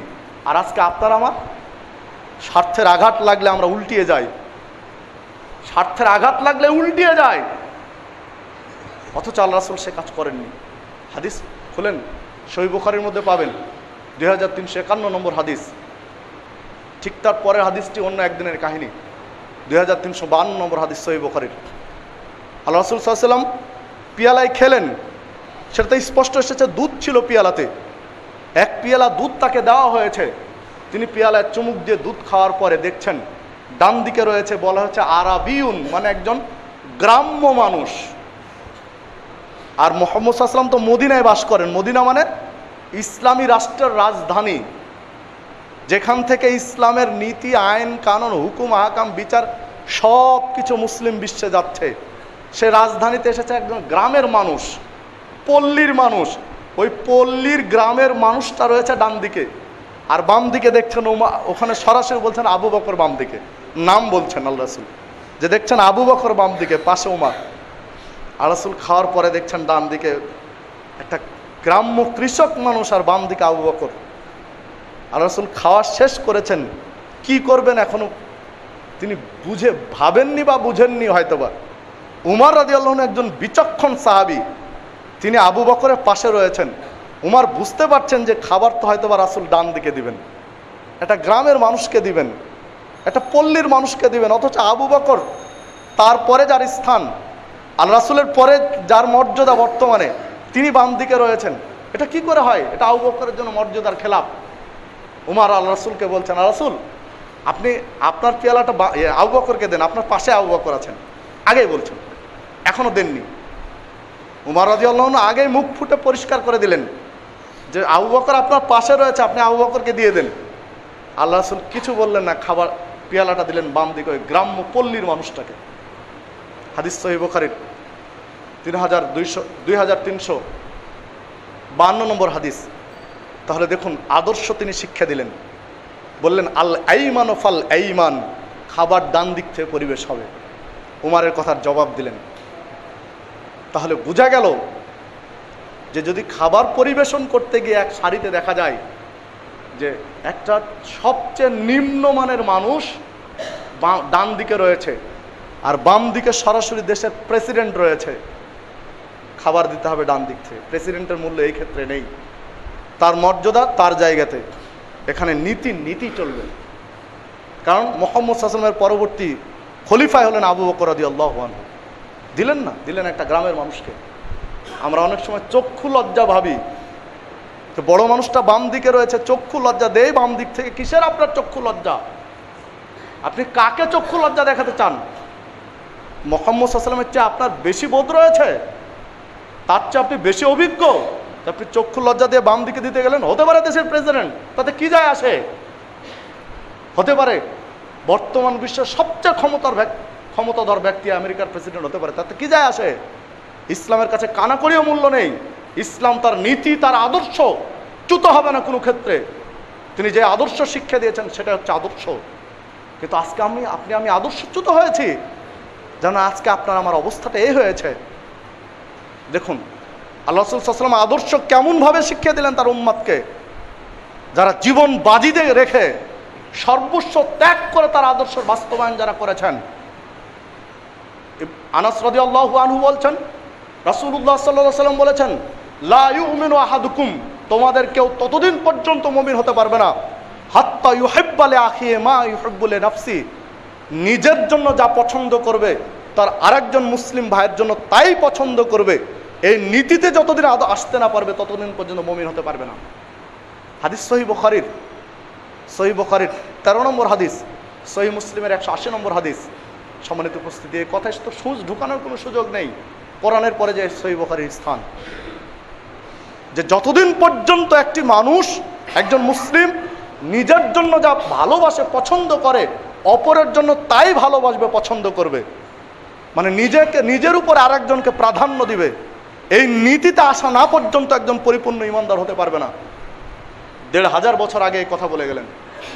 বাস্তবতায় দেখুন, রাস্তায় চলতে গিয়ে রিক্সা ভাড়া দেব, পকেট থেকে টাকা বের করে দেখি, ছিঁড়া টাকাটা বের করে দেয় রিক্সা চালককে, আর নতুন টাকাটা নিজে রেখে দেই। বলুন তো হাদিসের বিপরীত হলো কিনা? কেন দিলাম রিক্সা চালককে? ও তো গরিব মানুষ। আমার যদি 2 টাকা ছিঁড়া, 10 টাকা ছিঁড়া, 10 টাকা নষ্ট হয়ে যায়, ক্ষতি হবে না, আর একদিক দিয়ে আমার চলে আসবে। আর ও তো গরিব মানুষ, কেন তাকে ছিঁড়া টাকা দিলাম? বিপদে কেন তাকে ফেললাম? উচিত তো ছিল যে ছিঁড়া টাকাটা রেখে দিয়ে নতুন টাকাটা আগে তাকে দেওয়া। খেতে বসেছি, ভালো প্লেটটা নিজের জন্য টেনে নিলাম, কেন টানলাম? কারণ এই ভালোটা তার একজনকে দিয়ে দিতে হতো। সম্মানিত উপস্থিতি, এই হাদিসের বাস্তবতা দেখুন সাহাবীরা দিয়েছেন। মক্কা থেকে মদিনায় হিজরত করে এসেছেন আব্দুল্লাহ ইবনে আউফ, বিশিষ্ট সাহাবী। আল্লাহ রাসূল সাদ ইবনে রাবিকে ডেকে তার সাথে একটা ভ্রাতৃত্বের বন্ধন সৃষ্টি করে দিলেন। বলে দিলেন যে আব্দুল্লাহ ইবনে আউফ একজন বিশিষ্ট ব্যক্তি, ও তো খালি হাতে ফিরে এসেছে। মক্কা থেকে মদিনায় এসেছে, কিছু নিয়ে আসতে পারেনি, না ছেলে মেয়ে নিয়ে এসেছে, না স্ত্রী পরিবার নিয়ে এসেছে, না কোনো ধন সম্পদ নিয়ে আসতে পেরেছে, শুধু যা পরে আছে এই খালি হাতে এই পোশাকে চলে এসেছে। তো যাও, পারলে তার উপকার করো। সাদ ইবনে রাবি তাকে ডেকে নিয়ে গিয়ে বাড়িতে বলছেন যে আব্দুল্লাহ ইবনে আউফ, আপনি আমার মুসলিম ভাই, আপনি আমার বন্ধু পর্যায়ের। কারণ আল্লাহ রাসূল বলেছেন যে কোনো মুসলিমকে, হকপন্থী মানুষকে কেউ যদি হৃদয় দিয়ে ভালোবাসে, স্রেফ দিনের খাতিরে, স্রেফ পরকালের স্বার্থে হকপন্থী মানুষকে হৃদয় দিয়ে ভালোবাসে, তাহলে এই লোকটি যেখানে থাকবে ওই ভালোবাসা মানুষটি ওখানেই থাকবে, একসাথে থাকার আল্লাহ সুযোগ দিবেন। স্রেফ এই মানে দ্বীনি মহব্বতের কারণে। এই দ্বীনি মহব্বত দেখাতে গিয়ে সাদ ইবনে রাবি বলছেন যে ভাই, আমার যে সম্পদ রয়েছে অর্ধেক আপনাকে দিয়ে দিলাম, আপনি তো খালি হাতে এসেছেন। আমার অর্ধেক সম্পদ আগামীকাল থেকে আপনি চাষাবাদ করেন। কারণ উনি হচ্ছে মুহাজির আর আনসার হচ্ছেন সাদ ইবনে রাবি। আপনি যতদিন প্রতিষ্ঠিত না হতে পারবেন ততদিন আমাকে দেওয়ার দরকার নেই। যদি কোনোদিনও হতে না পারেন, একবারে আমি দিয়ে দিলাম। আপনি তো খালি হাতে এসেছেন, আপনার তো পরিবারও আসেনি আপনার সাথে, আপনার স্ত্রীও আসেনি। আমার 2 জন স্ত্রী, আমি 2টি বিয়ে করেছি। এই 2টি স্ত্রীর মধ্যে কোনটা আপনাকে ভালো লাগে দেখেন, যেটা আপনাকে ভালো লাগবে ওটা আমি তালাক দিয়ে দেবো, আপনি বিয়ে করেন। পারবেন এই ত্যাগ স্বীকার করতে? ওই হাদিসের বাস্তবতা দেখিয়েছেন সাহাবীরা। আমি তো অলিক কাহিনী বলিনি, হাদিস তো বলছে সহিহ বুখারীর মধ্যে এসেছে। সম্মানিত উপস্থিতি, সহিহ বুখারীর 4884 নম্বর হাদিস। কি দিয়ে বোঝায় আপনাকে? সহিহ বুখারীতে আরেক জায়গায় এসেছে 5072 নম্বর হাদিস। আমরা হয়তো বা হ্যাঁ কোনো একজন ভাইয়ের জন্য কিছু সম্পদ ত্যাগ স্বীকার করতে পারবো, কিন্তু নিজের 2টা স্ত্রীর ভালোটা ছেড়ে দিতে পারবো, এই ত্যাগ কি পারবো? সাহাবীরা দেখিয়ে দিয়েছেন যে আদর্শ কাকে বলে। ওনারা দুনিয়া চাননি, চেয়েছেন পরকাল। কি হবে আমার দুনিয়াতে এই মর্যাদা, এই প্রতিপত্তি, এই ক্ষমতা কি হবে আমার? যদি পরকালে সফল হতে পারি সেটা হচ্ছে আমার সফলতা, আমার দুনিয়াতে সফলতা দরকার নেই। সাহাবীরা এই চেতনা নিয়ে, এই স্পিরিট নিয়ে মানুষ হয়েছেন, এই আদর্শ নিয়ে বুকে লালন করে তারা জীবন যাপন করেছেন। সম্মানিত উপস্থিতি, দেখুন আল্লাহ রাসূল সাল্লাল্লাহু আলাইহি ওয়াসাল্লামের কাছে একজন মেহমান এসেছে।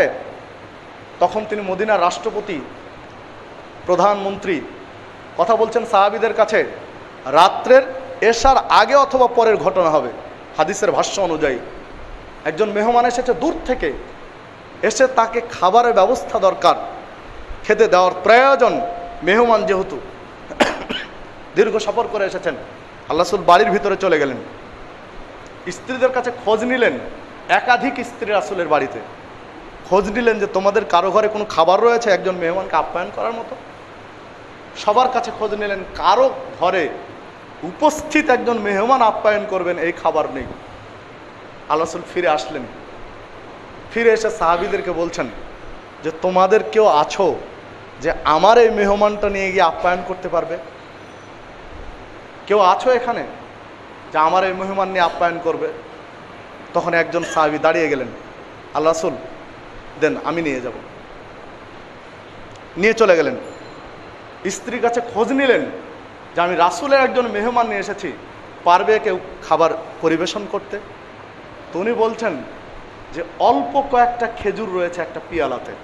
স্ত্রী বলছেন তোমার সন্তানরা, মানে একাধিক সন্তান, তোমার সন্তানগুলো কাঁদছে, ক্ষুধার যন্ত্রণায় কাতরাচ্ছে, কিন্তু আমি খাবারগুলো দেইনি, কারণ মাত্র কয়েকটি খেজুর, তাদেরকে দিলে তো শেষ একবারেই। আমি অপেক্ষায় ছিলাম যে তুমি কখন আসবে আল্লাহ রাসূলের দরবার থেকে, আসলে সবাই একসাথে বসে অল্প অল্প করে খেয়ে আমরা পানি খেয়ে রাত্রে ঘুমাবো, এই জন্য এগুলো রেখে দিয়েছি, তাদেরকে দেয়নি। তখন উনি বলছেন উম্মু সালমাকে, যে স্ত্রীকে বলছেন, উম্মু সালমা তুমি তো মা, সন্তানের প্রতি হৃদয়ে ভালোবাসা আল্লাহ দিয়েছেন যা বাবার নেই। তুমি তোমার সন্তানদেরকে বুকের সাথে জড়িয়ে ধরে তোমার মাতৃত্বের ভালোবাসা মহব্বত দিয়ে ঘুম দিয়ে দাও, না খাইয়ে। সন্তানরা খায়, অন্যদিন খাবে, আজকে মেহমানকে খাওয়াতে হবে। তোমার হৃদয়ের ভালোবাসা ঢেলে দিয়ে, আদর যত্ন করে, আদরে খাবারের কথা ভুলিয়ে দিয়ে তাদেরকে ঘুম দিয়ে দাও। ঘুম দিয়ে দিলেন।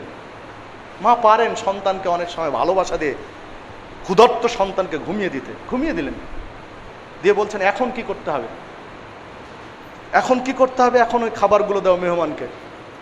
মেহমানকে যখন দিয়েছেন, মেহমান বলছেন না, মেজবান ছাড়া তো আমি খাবো না, আপনি বসেন আমার সাথে। আর উনি ভাবছেন যে খাবার তো অল্প, যদি আমিও এতে ভাগ বসাই, আমিও খেতে যাই, তো মেহমান তো ক্ষুধার্ত থাকবে, তার তৃপ্তি হবে না। রাসূলের কাছ থেকে মেহমান নিয়ে এসেছি আর অতৃপ্ত হয়ে ঘুমাবে, এটা হতে পারে না। কিন্তু মেহমান নাছোড়, তাকে ছাড়া খাবেন না। তখন স্ত্রীকে বললেন ঠিক আছে, মেহমান তো ছাড়বে না, একসাথে খেতে বসলাম, যে কোনো কৌশলে বাতিটা তুমি নিভিয়ে দিবে খাবার সময়, এই দায়িত্ব তোমার। দূর থেকে ফু দিয়ে হোক বা যেভাবে হোক বাতিটা নিভিয়ে দিবে। এবার একসাথে খেতে বসলেন, বাতিটা অটোমেটিক নিভিয়ে গেল, স্ত্রী নিভিয়ে দিয়েছেন। এবার মেহমান খাচ্ছেন আর মেজবান শুধু পাতিলে হাত নাড়ছেন আর মুখ নাড়ছেন চকচক করে, মানে খাবারের ভান করছেন। উনি খাচ্ছেন না, খেতে গেলে কমে যাবে। খাবারের ভান করে মুখ নাড়ছেন আর পাতিলে হাত নাড়ছেন, মেহমানকে বুঝাচ্ছেন যে দেখো আমিও খাবার নিয়ে খাচ্ছি। তৃপ্তি সহকারে মেহমান খেলেন, ঘুমিয়ে গেলেন। আল্লাহ রাসূল সাল্লাল্লাহু আলাইহি ওয়াসাল্লাম ফজরের সালাত আদায় করেছেন। মেহমান মেজবান উভয়ে সালাত আদায় করে আল্লাহ রাসূলকে সালাম দিচ্ছেন। মেজবান যিনি মেহমান নিয়ে এসেছিলেন, সালাম দেওয়ার সাথে সাথে আল্লাহ রাসূল হাসতে লাগলেন, মুচকি হাসি দিয়ে বলছেন যে আজকে তুমি কি করেছো রাত্রিতে? আল্লাহ রাসূল কিন্তু জানেন না, শোনেননি কিছুই, তাকে জানানো হয়েছে যে তোমাদের আজকে স্বামী স্ত্রীর দৃশ্য দেখে, তোমাদের ত্যাগ দেখে স্বয়ং আল্লাহ রাব্বুল আলামিন আরশে আজিম থেকে হাসছিলেন আর ফেরেশতাদেরকে দেখাচ্ছিলেন যে ফেরেশতা তোমরা মানুষ সৃষ্টি করতে নিষেধ করেছিলে, যখন আদম সৃষ্টি করতে চাইলাম তোমরা বলছিলে আদম শুধু ফিতনা ফাসাদ করবে, মারামারি করবে, হাঙ্গামা করবে। দেখো আদম সন্তানকে, দেখো বনু আদমের দৃশ্য, যে রাসূলের মেহমানকে কোন ত্যাগ স্বীকার করে নিজের উপরে প্রাধান্য দিয়েছে। এই দৃশ্য দেখো আজকে তোমরা। আমি আল্লাহ ঘোষণা করে দিলাম এদেরকে, এরা জান্নাতে যাবে। আল্লাহ রাসূল সংবাদ দিলেন যে তুমি জান্নাতি, আল্লাহ ঘোষণা দিয়েছেন। তোমার এই দৃশ্য দেখে আল্লাহ স্বয়ং হাসছিলেন। দেখুন এই আদর্শ মুসলমানদের, কিন্তু এই আদর্শ আমাদের মাঝে কি আছে? আমরা কতটুকু এই আদর্শ ধারণ করতে পেরেছি? আদর্শ আমাদের কাছ থেকে নেবে অমুসলিমরা, কিন্তু আমরা কেন তাদের আদর্শের কাছে ভিখারির মতো ভিক্ষে চেয়ে নিতে হবে? কেন নিতে হবে? কারণ ইসলাম পূর্ণাঙ্গ জীবন ব্যবস্থা। জাহেলি যুগের তৎকালীন সমাজের তারা নিজেকে মনে করত সভ্য, তারা নিজেকে মনে করত যে আমরা সর্বশ্রেষ্ঠ, কিন্তু শান্তি ছিল কি সমাজে? হারবুল ফুজ্জারের কাহিনী পড়তে গেলেই তো দেখা যায় সামান্য ছাগলে প্রতিবেশীর গমের ক্ষেত খেয়েছে, ক্ষেত খেয়ে নেওয়ার কারণে যুদ্ধ শুরু হয়েছে। বছরের পর বছর ধরে যুদ্ধ চলছে।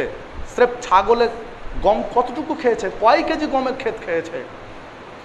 এই যুগে এসে মুহাম্মদ সাল্লাল্লাহু আলাইহি ওয়াসাল্লাম মাত্র 23 বছরে এমন শিক্ষা দিলেন, মাত্র 23 বছরের ব্যবধানে এমন আদর্শের কথা প্রচার করলেন, হাতে কলমে বাস্তবে রূপ দিলেন, যে সেই জাহিলি যুগটা 23 বছর পরে হয়ে গেল স্বর্ণযুগ, মডেল হয়ে গেল সারা পৃথিবীর জন্য। এর নাম তো ইসলাম। তো এই মডেল তো আপনার আমার জন্য মুহাম্মদ সাল্লাল্লাহু আলাইহি ওয়াসাল্লাম। কিন্তু আমরা কোথায় গিয়ে দাঁড়িয়েছি? কারণ আমাদের কাছে আদর্শ নেই, আমরা আদর্শকে বিক্রি করে দিয়েছি। এজন্য দেখুন আজকে আপনার আমার মাঝে শান্তি নেই, আপনার আমার মাঝে সৌহার্দ্য নেই, সম্প্রীতি নেই, পরস্পরের প্রতি ভালোবাসা নেই, পরস্পরকে বিশ্বাস নেই, আস্থা নেই। কেন নেই? কারণ আপনি আমি অনেক দূরে সরে এসেছি, আদর্শচ্যুত হয়ে গেছি। এখন আপনাকে আমাকে আবার আদর্শ পুনরুদ্ধার করতে হবে যদি সমাজে শান্তি শৃঙ্খলা পেতে চাই, সমাজে শান্তি স্থিতিশীল আনতে চাই। অবশ্যই আপনার আমাকে মুহাম্মদ সাল্লাল্লাহু আলাইহি ওয়াসাল্লামের আদর্শের কাছে মাথা নত করতে হবে। কারণ মুসা আলাইহিস সালাম আবার জীবিত হলে রাসূলের আদর্শের কাছে মাথা নত করবেন, আল্লাহ রাসূল ঘোষণা দিয়েছেন। তাহলে আপনি আমি কার আদর্শের কাছে দেখছি? কোন আদর্শ আপনাকে আমাকে শান্তি দিতে পারে? মুহাম্মদ সাল্লাল্লাহু আলাইহি ওয়াসাল্লামের আদর্শই দিতে পারে। আল্লাহ রাসূল সাল্লাল্লাহু আলাইহি ওয়াসাল্লাম বলছেন, ইন্না মিম্মা আদরাকান নাস মিন কালামিন নাবিয়্যতুল উলা, অতীতের নবীদের কাছ থেকে পরস্পরে একটা কথা আমরা পেয়েছি। আল্লাহ রাসূল বলছেন প্রত্যেক নবী রাসূলদের কাছ থেকে একটা কথা পেয়েছি। সেই কথাটা হচ্ছে ইজা আলাম তাস্তাহি ফাসনা মা শিতা, যদি তোমার লজ্জা না থাকে তুমি যা ইচ্ছা তাই করতে পারবে। আল্লাহ রাসূল বলছেন অতীতের নবী রাসূলদের কাছে একটা কথা পেয়েছি, সেই কথাটা হলো ইজা আলাম তাস্তাহি, যদি তোমার লজ্জা না থাকে ফাসনা মা শিতা, তোমার সব কিছুই করা সম্ভব। যে হাদিসটি তিরমিজির মধ্যে এসেছে, তিরমিজির 1924 নম্বর হাদিস, সম্মানিত উপস্থিতি। তাহলে দেখুন নবী রাসূলদের কাছ থেকে কথা, যে যখন মানুষের লজ্জা না থাকবে সব কিছুই করতে পারবে। আজকে হয়তোবা আমাদের লজ্জাই কমে গেছে, হয়তোবা আমাদের কাছে লজ্জা আজকে নেই, অনুপস্থিত, যার কারণে সব কিছু করা সম্ভব। যদি বাস্তবতায় উদাহরণ দেই, হানজালা রাদিয়াল্লাহু আনহু বলছেন, রাসূলুল্লাহ সাল্লাল্লাহু আলাইহি ওয়াসাল্লাম বলছেন, দিরহাম রিবা ইয়াকুলুহুর রাজুল ওয়া হুয়া ইয়ালাম আশাদ্দু মিন সিত্তাতিন ওয়া সালাসিনা জিনিয়া।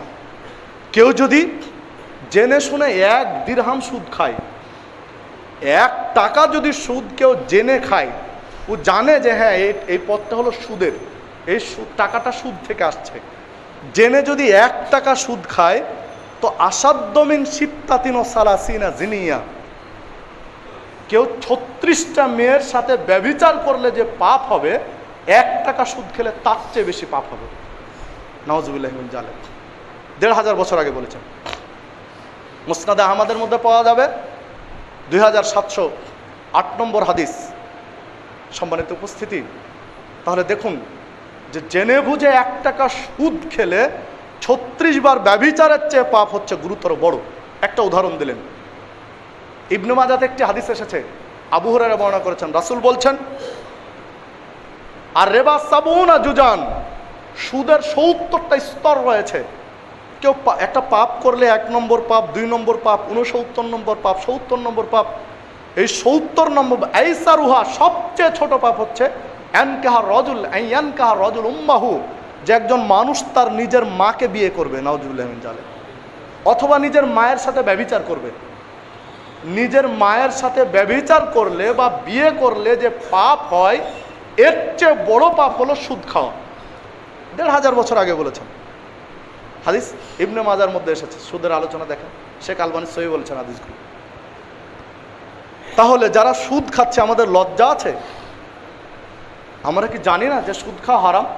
আহাল্লাহুল বায়া ও হাররামার রিবা, আল্লাহ কি কথা বলেননি? মুহাম্মদ সাল্লাল্লাহু আলাইহি ওয়াসাল্লাম যে অর্থনীতি দিয়েছেন, পৃথিবীর বুকে আর কে আছে এর চেয়ে ভালো অর্থনীতি দিতে পারে? আল্লাহ রাসূল যে অর্থনীতি দিয়েছেন, পৃথিবীর বুকে কোনো কেউ নেই এর চেয়ে ভালো অর্থনীতি দিতে পারে। সমাজতান্ত্রিক অর্থনীতি আমাদেরকে কি শিখিয়েছে? শিখিয়েছে অর্থনৈতিক সমতা। অর্থনীতি আমাদেরকে কি শিখিয়েছে? শোষণের অর্থনীতি শিখিয়েছে। ইসলাম শিখিয়েছে ন্যায় বিচারের অর্থনীতি। কারণ দেখুন, সুদ ভিত্তিক অর্থনীতিতে কোটিপতি আরো কোটিপতি হচ্ছে, আর গরিবের কি হয়েছে? ও আরো গরিব হচ্ছে। মাত্র ৩০,০০০ টাকা লোন নিয়েছে, ৩০,০০০ টাকা লোন, সে নওগাঁর তো কাহিনী। ৩০,০০০ টাকা লোন পরিশোধ করতে না পেরে নিজে আত্মহত্যা করেছে, কারণ পরিশোধ করার তার ক্ষমতা নেই। কিন্তু যারা ২০ কোটি টাকা লোন নিয়েছে, দেখুন তো কেউ আত্মহত্যা করেছে? কারণ বিভিন্ন সময় মাপ পেয়ে যায়। কোটি কোটি টাকা যারা লোন নেই, এরা কোনো সময় এদের এই সমস্যা হয় না। যারা ৩০-৪০ হাজার টাকা লোন নিয়েছে, এরা বিপদে পড়ে। এদেরই ঘর থেকে টিন খুলে নিয়ে চলে যাওয়া হয়। সে তো গাইবান্ধার কাহিনী, ২০,০০০ টাকা লোন পরিশোধ করতে পারেনি, ঘর তৈরি করেছিল, ঘরের টিন খুলে নিয়ে চলে গেছে, বৃষ্টিতে ভিজছে বুড়ো আর বুড়ি। তো আপনার আমার বাংলাদেশের কাহিনী। তাহলে শোষণের অর্থনীতি দিয়ে, সমাজে আধুনিকতার নাম দিয়ে কি শিখাবেন? অর্থনীতি দিয়ে গেছেন মুহাম্মদ সাল্লাল্লাহু আলাইহি ওয়াসাল্লাম, সুদ মুক্ত অর্থনীতি, জাকাত ভিত্তিক অর্থনীতি। জাকাত দিতে হবে মানুষকে, সাদকা দিতে হবে, ফিতরা দিতে হবে, এগুলো দিয়ে দারিদ্র বিমোচনে এগিয়ে যেতে হবে, এই শিক্ষা দিলেন মুহাম্মদ সাল্লাল্লাহু আলাইহি ওয়াসাল্লাম। আমাদের লজ্জা নেই, তাই আমরা সুদ খাচ্ছি। এত নোংরা, এত নিচু, এত নিম্নমানের উদাহরণ দেওয়ার পরে কোনো মুসলমানের বাচ্চা সুদ খেতে পারে? কিন্তু আমরা খাচ্ছি। দেখুন, রাসূলুল্লাহ সাল্লাল্লাহু আলাইহি ওয়াসাল্লাম স্পষ্টভাবে বলে গেলেন, কুল্লু মুসকিরিন খমরুন ও কুল্লু খমরিন হারাম। প্রত্যেকটা নেশা জাতীয় দ্রব্য হচ্ছে মদ, আর প্রত্যেকটা নেশা জাতীয় দ্রব্য হচ্ছে হারাম। সহিহ মুসলিমের 2336 নম্বর হাদিস, যে নেশা যে জিনিস খেলে বা পান করলে নেশা হবে, এই সবগুলোই মদ, সবগুলোই হারাম। ১৫০০ বছর আগে বলে গেছেন। এখনো আমরা ছাড়তে পেরেছি? কেউ তামাক দিয়ে জর্দা দিয়ে পান খাচ্ছি, কেউ গুল ঘুষছি দাঁতে, কেউ বা সিগারেট খাচ্ছে, আর কেউ ডাইরেক্ট মদ খাচ্ছি। পার্থক্য কোথায়? আল্লাহ রাসূল বললেন, মাসকারা কাসিরুহু ফা কালিলুহু হারাম। যে হাদিস ইবনে মাজার মধ্যে এসেছে, শেখ আলবানী সহিহ বলছেন, যা বেশি পরিমাণ খেলে নেশা হয়, তার সামান্য পরিমাণ খাওয়া হারাম। ১ কোটা জর্দা খেলে যদি নেশা হয়, তার একটা দানা খাওয়া হারাম। এটা রাসূল বলছেন। আমরা কি ছাড়তে পেরেছি? কেন এগুলো খাচ্ছি? সমাজকে শান্তি শৃঙ্খলা ফিরিয়ে আনতে হলে রাসূলের আদর্শের কাছে মাথা নত করতে হবে। ঠিক আমাদের লজ্জা হয়তো বা কমে গেছে, তাই আমরা এগুলো খাচ্ছি। দেখুন, এ কথা তো একজন খ্রিস্টান পণ্ডিতও বলছেন। খ্রিস্টান পণ্ডিত টমাস ফুলার দীর্ঘ গবেষণা নেশার উপরে করার পরে বলছেন যে যদি সর্বপ্রকারের নেশা একদম নিষিদ্ধ করে দেওয়া হয়, তাহলে পৃথিবীর বুকে যত হাসপাতাল আছে অর্ধেক এমনি বন্ধ হয়ে যাবে। একজন খ্রিস্টান পণ্ডিত বলছেন, তার কথাটা আমি নকল করলাম। টমাস ফুলার বলছেন, তার দীর্ঘ অভিব্যক্তি গবেষণার ফল, যদি তামাক জাতীয় দ্রব্য এবং নেশা জাতীয় দ্রব্য টোটালি বিশ্বের বুক থেকে উঠিয়ে দেওয়া হয়, তো পৃথিবীর মাটিতে যত ক্লিনিক হাসপাতাল রয়েছে অর্ধেকটা আপনা আপনি বন্ধ হয়ে যাবে। মানে এগুলো যাদের রোগগুলো হয়েছে এসব অখাদ্য থেকে। এ কথা তো আজকে এসে টমাস ফুলার বলছেন, ৫০-৬০ বছর আগে কথা বলছেন। কিন্তু আমাদের নবী মুহাম্মদ সাল্লাল্লাহু আলাইহি ওয়াসাল্লাম তো ১৫০০ বছর আগে বলেছেন। কিন্তু আমি কেন ছাড়তে পারছি না? রাসূলুল্লাহ সাল্লাল্লাহু আলাইহি ওয়াসাল্লাম বলছেন, মা আসফালা মিনাল কাবাইন ওয়াল ইজার ফিন্নার। টাকনুর নিচে যদি কাপড় চলে যায়, ওই লোকটি জাহান্নামে জ্বলতে থাকবে। সালাত পড়ে কি করবেন? হজ করে কি করবেন? জাকাত দিয়ে কি করবেন? টাকনুর নিচে কাপড় গেলে জাহান্নামে জ্বলবে। একদম খোলামেলা কথা বললেন। যে টাকনুর নিচে যার কাপড় যাবে সে জাহান্নামে জ্বলবে। কিন্তু আমরা কি টাকনুর উপর উঠাতে পেরেছি? হ্যাঁ, কিছু বিষয় রয়েছে যেগুলো রাষ্ট্রের সাথে সম্পৃক্ত, আমি ইচ্ছা করলে ওগুলো মানতে পারবো না, ওগুলো রাষ্ট্রীয়ভাবে হতে হবে। একটা চোর ধরা পড়েছে, তার হাত কেটে দিতে হবে, এটা ইসলামের নীতি আদর্শ। কিন্তু এটা কোনো ব্যক্তি আইন হাতে তুলে নিতে পারবে না, এটা রাষ্ট্রের দায়িত্ব। রাষ্ট্র যদি এ কাজ না করে আমরা মাজলুম, আমাদের কিছু করার নেই। কিন্তু আমি নিজে এটা করতে পারবো না। কিন্তু কাপড় উঠানো কি এটা রাষ্ট্রের দায়িত্ব? আমি যদি আজকে থেকে টাকনুর উপরে কাপড় উঠিয়ে নিই, প্যান্টগুলো কেটে ফেলে দেই, আমাকে কেউ বাধা দিবে? হয়তোবা কি হবে, বন্ধু বান্ধব, পাড়া প্রতিবেশী, আত্মীয় স্বজন হয়তোবা আমাকে বলবে মোল্লা, কাঠ মোল্লা, বা আর কিছু কিছু হটকারিতামূলক কথা বলবে। স্রেফ এই কথার জন্য আজকে আমি টাকনুর উপর কাপড় উঠাতে পারছি না। তাহলে আদর্শ কোথায় চাইবেন? কোন আদর্শের কাছে ভিক্ষা চাইবেন? আনাস রাদিয়াল্লাহু আনহু বলছেন, লা ইউমিনু আহাদুকুম, তোমাদের কেউ ততদিন পর্যন্ত মুমিন হতে পারবে না হাত্তা কুনা হাব্বা ইলাইহি মিন ওয়ালিদিহি ওয়া ওয়ালাদিহি ওয়ান নাস আজমাইন, যতদিন পর্যন্ত আমি মুহাম্মদ সাল্লাল্লাহু আলাইহি ওয়াসাল্লাম তোমার কাছে সবচেয়ে ভালোবাসার পাত্র না হব। তোমার সন্তান সন্ততি, তোমার স্ত্রী পুত্র, পরিবার পরিজন, এমনকি পৃথিবীতে যা কিছু রয়েছে সবার উপরে যদি আমার আদর্শকে প্রাধান্য দিতে না পারো, তাহলে তোমরা প্রকৃত মুসলিম হতে পারবে না, মুমিন হতে পারবে না। 1500 বছর আগে বলেছেন। হাদিস সহিহ বুখারীর 15 নম্বর হাদিস, সহিহ মুসলিমের 178 নম্বর হাদিস, মিশকাতের 7 নম্বর হাদিস। তাহলে দেখুন, আমরা আল্লাহ রাসূলকে এত ভালোবাসি যে মিলাদের মাহফিলে ইয়া নবী সালামু আলাইকা, আর কাপড় টাকনুর নিচে। কোথায় আপনার ভালোবাসা? আল্লাহ রাসূলের সাথে এই হটকারিতা। ইয়া নবী সালামু আলাইকা বলে মিলাদের অনুষ্ঠানে চিল্লাতে বলেননি, তিনি বলেছেন টাকনুর উপর কাপড় উঠাতে। আগে উঠান, যে আদর্শ শিক্ষা দিয়েছেন এই আদর্শের কাছে মাথা নত করুন। সম্মানিত উপস্থিতি, দেখুন বহু প্রমাণ, বহু প্রেক্ষাপট আল্লাহ রাসূলের আদর্শ, সর্বোত্তম আদর্শ পৃথিবীর মাটিতে যা বলে গেছেন। আপনাদের কাছে বিনীত অনুরোধ করি যে আসুন, আমরা মুসলিম, আমাদের পরকালে নাজাত দরকার, মুক্তি দরকার। টাকা পয়সা, বিত্ত বৈভব, প্রভাব প্রতিপত্তি একদিন সব শেষ হয়ে যাবে। ক্ষমতা দিয়ে কি করবেন? টাকা দিয়ে কি করবেন? আপনি কোটি টাকার মালিক হয়েছেন, 20 তলা বাড়ি করেছেন, 20টা গাড়ি করেছেন, কারুনের চেয়ে বেশি করেছেন? কারুনের তো ধন সম্পদের ভান্ডারে যে তালা মারতে হয়, এই তালার চাবি বহন করার জন্য উট লাগতো, স্রেফ একটা উট লাগতো এই চাবিগুলো বহন করবে। তাই ধনভাণ্ডারের চাবি। আপনার টাকা কি এই পর্যন্ত রয়েছে? কিন্তু কারুনের ফল কি দাঁড়িয়েছে? টাকা দিয়ে আল্লাহকে কিনে নিতে পেরেছে? আল্লাহ তাকে ধসিয়ে দিয়েছেন, কিয়ামত পর্যন্ত মাটির নিচে ঢুকতে আছে, থাকবে এইভাবে।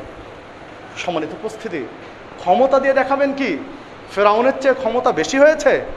যে ফেরাউন নিজেকে বলেছিল আনা রব্বুকুমুল আলা, মুসা তোমার কিসের প্রভু? আমি তো সবচেয়ে বড় প্রভু।